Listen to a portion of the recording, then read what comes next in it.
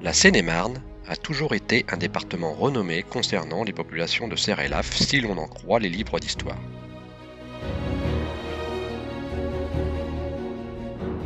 La chasse à courre et à tir ont constamment été pratiquée dans nos forêts, permettant ainsi de garder l'identité de nos grands massifs.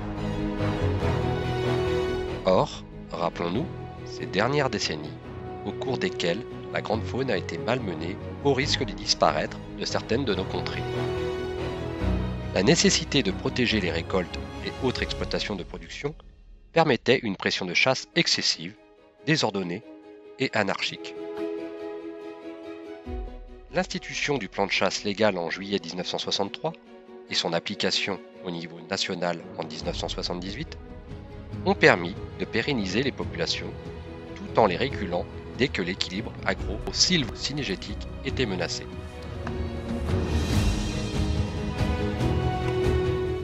Voir un cerf ou une harde par corps est toujours un moment émouvant. C'est ce que recherche le chasseur, le naturaliste et le promeneur que nous sommes.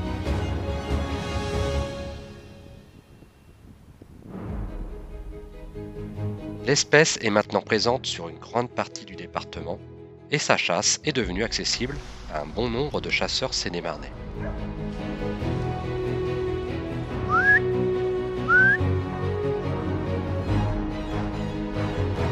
On le rencontre surtout dans les grands massifs boisés de Fontainebleau, de Villeformois, du Bocage et de Goualet-Mulciens.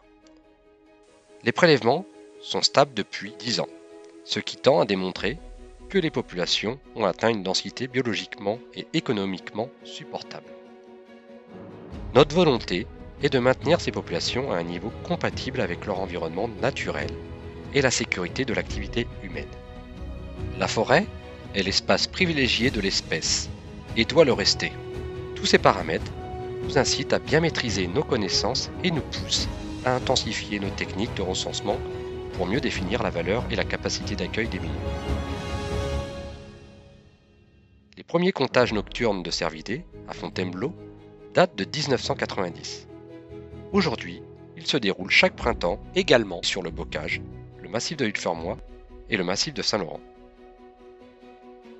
Ces comptages permettent rarement d'établir avec précision une vision exacte des effectifs, mais pratiqués régulièrement sur plusieurs années, cette méthode permet d'appréhender l'évolution des animaux et donne ainsi des indications sur le taux de reproduction, l'âge et le sexe ratio d'une population.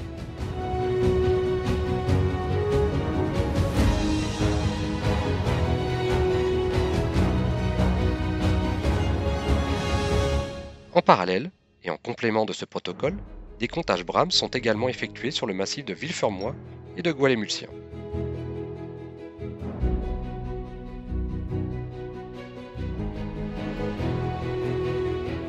Le vieillissement des classes subadultes et adultes est l'aboutissement d'un plan de chasse qualitatif et la récolte des grands mâles doit représenter au maximum que 5 à 15% des prélèvements. La commission Grande Faune se félicite de la bonne gestion sur le terrain de ces populations de grands cervidés et souhaite que cette espèce garde ses lettres de noblesse au paysage cynégétique sénémarnais.